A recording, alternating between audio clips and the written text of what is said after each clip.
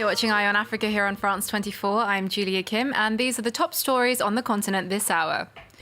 Tunisia's former president Zeen Abidine Ben Ali dies at the age of 83. Toppled by a mass civilian movement, Ben Ali's ouster inspired 2011's Arab Spring. Fleeing xenophobic violence in South Africa, a second group of Nigerians returns home to Lagos, with some vowing never again to return.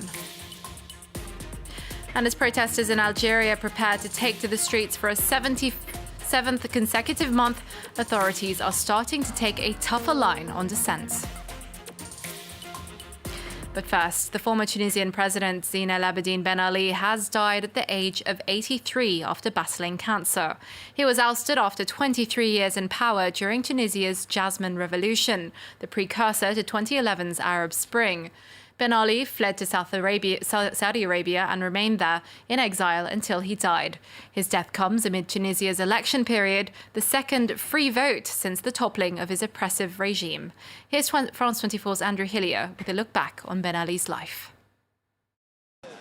For more than 20 years, he was an omnipresent but untouchable leader.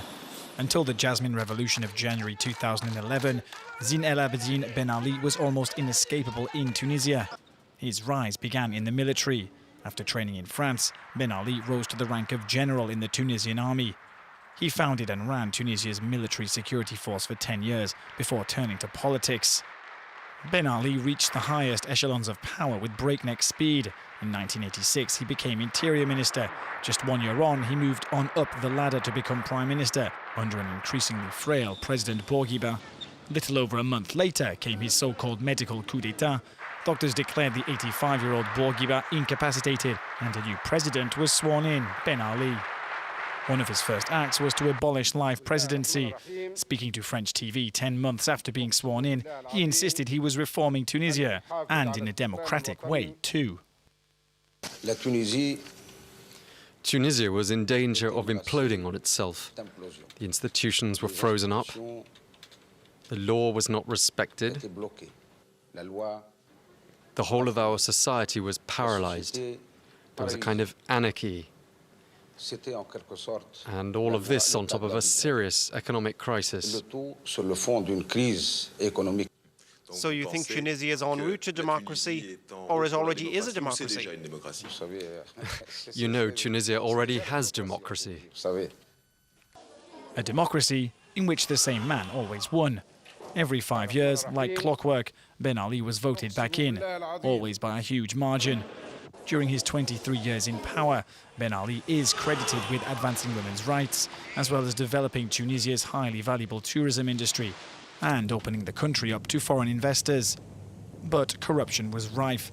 Relatives of Ben Ali and his unpopular wife, Leila Trabelsi, became involved in almost every corner of Tunisian business. But above all this, Ben Ali's regime was characterized by repression. A major fear was that neighboring Algeria's Islamist extremists might bring violence across the border. That meant Islamic groups in particular were cracked down on, but the rest of society felt the effects too, with arbitrary arrests, interrogations and torture. Human rights campaigners rang alarm bells, but Ben Ali still had backing in the West and shrugged off their claims. Finally, though, it was these complaints which ended Ben Ali's rule. A lack of freedom of speech, suppression of political opponents, not to mention soaring unemployment, high food prices and rampant corruption. Tens of thousands of Tunisians who decided they could take no more took to the streets at the end of 2010. By the 14th of January 2011, the Jasmine Revolution had won through. Ben Ali and his family fled the country. Immune from Tunisian courts, which convicted him in absentia, he died away from the limelight which he had enjoyed for so many years. Now, with all the latest reaction, let's speak to Fadil Ali Reza, who's in Tunis for us. Fadil, it's election season there, of course, with a runoff presidential vote next month and also legislative elections. Now, in the midst of all of that, how have Tunisians responded to the news today? Well, just to update you first, the latest we've heard is that the Tunisian Prime Minister's office has indicated that once again they'd be willing to accept Ben Ali's remains for repatriation and burial in Tunisia should the family wish to do so. But we'd already heard from the lawyer that Ben Ali will be buried in Mecca tomorrow. But so far, in terms of reactions, we haven't really seen any condolences or responses from major parties or political figures. We've only seen one small pro-Ben Ali party offer condolences. And that really seems to be a sign that Ben Ali's major legacy is one of not really of respect or admiration, but a very dark chapter of oppression, of corruption, a really brutal police state, severe state repression and systematic torture, especially of political opponents, and virtually no freedom of speech or press or assembly. On top of that, Ben Ali had received several verdicts in absentia while he was in exile in Saudi Arabia. Is the most important of these, of course, referring to the over 300 people who were killed during the uprising that pushed him out. He was alleged to have given orders during that time. Of course, he never served any jail time for that. Now, of course, since his ouster, many feel the transition to democracy hasn't really improved Tunisia's economic situation, whereas Ben Ali really helped put Tunisia's tourism, for example, on the map.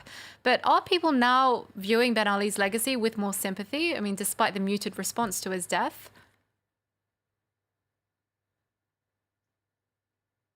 There is a section of the Tunisian population that sees with nostalgia Ben Ali's rule. There are also people who sort of separate between Ben Ali, the person, and the Ben Ali regime. So there's really a very small minority that support Ben Ali himself, but there's quite a few people who look back on the time of Ben Ali with some nostalgia for the economy and particularly for security at that time. The candidates who overtly aligned themselves during these presidential elections with Ben Ali actually didn't fare so well on Sunday's election.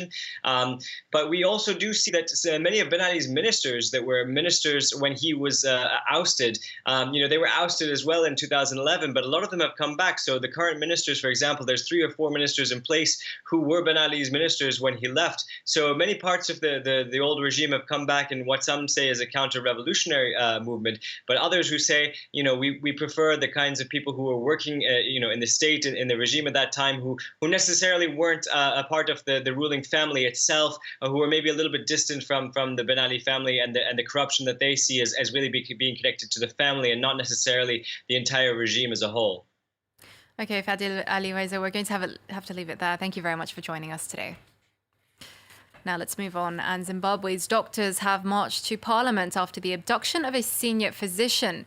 Peter Magombei, the leader of a nationwide doctor strike, was taken by suspected state agents last week. A judge blocked police attempts to ban the march, but riot police were on hand to stop civilians from joining the protest. Public sector doctors launched industrial action on September the 3rd, demanding more pay to help with soaring living costs. The government has called in army medics to help struggling hospitals, which are already running out of medicine. Now, fleeing xenophobic violence in South Africa, a second wave of Nigerians returned to Lagos. It comes a week after a separate group of nearly 200 flew home in fear of their lives. Although no Nigerians were among the 12 people killed in South Africa's xenophobic attacks, Nigerian-owned businesses were targeted. Nicolas Jamin has more. 314 Nigerians landed in Lagos. They fled the xenophobic attacks in South Africa. They had to abandon their businesses and homes there. They threaten me, they want to kill me. They burn on my shop, everything, cars, everything. Look at how I am now. Understand? What surprised me a lot, when they're breaking the shop, governments don't even care. They don't even bring a police to come and help the situation. So I don't think I can be able to return back to South Africa. 12 people died in the most recent attacks in South Africa. There were many families among those who returned to Lagos. They told my kids by the school that they are coming to ban them by the school. But from there, my kid she's scared to go to school. So I decided, no, it's better we come back to our home. Last week, a first wave of 178 Nigerians had already returned to Lagos for the same reasons. Earlier this week, a South African envoy presented an apology to Nigeria's president in Abuja. The 2 countries represent Africa's 2 biggest economies. An estimated 100,000 Nigerians live in South Africa. The size of its economy means it attracts migrants from many other African countries. But high unemployment has led some South Africans to accuse foreigners of stealing their jobs. There have been several waves of xenophobic attacks in recent years. The worst was in 2008, when 60 people were killed. And finally, as Algeria's political crisis stretches into a seventh month, there are signs of a growing clampdown on dissent. On Wednesday, a fourth prominent opposition activist was reportedly arrested. Earlier, the country's army chief ordered police to stop demonstrators from entering the capital. It comes after the government defied protesters' demands by announcing fresh elections for December. Yana Lee has the story. Clamping down on protests in the capital, Algeria's army chief Ahmed Gaid Salah is toughening his stance on the mass movement. He's closing off Algiers to non-residents for Friday's protest. He says the ban is aimed at countering people with bad intentions who have been, quote, disturbing the peace of civilians. I have instructed the National Gendarmerie to deal with these actions with firmness. In particular, they should execute existing laws, such as stopping and seizing vehicles and buses used to bring protesters to the capital and fining the owners. Salah's warning comes days after interim President Abdelkader Ben Salah announced the date for the next election. Algerians are set to return to the polls on December 12th to put an end to the political vacuum since the ouster of former leader Abdelaziz Bouteflika. Despite his departure, protesters continue to descend on the streets every Tuesday and Friday. They want an overhaul of the political system and the removal of Bouteflika loyalists from power. All of this before a fresh vote. Demonstrators have rejected Ben Salah's election date, arguing a poll organised by the old guard will not be free nor fair. Friday's protest will be the 31st of its kind. Turnout in Algiers and other major cities could determine whether or not political parties support the upcoming election. And that's it from me. Mark Owen is up next just after the break. Stay tuned to France 24.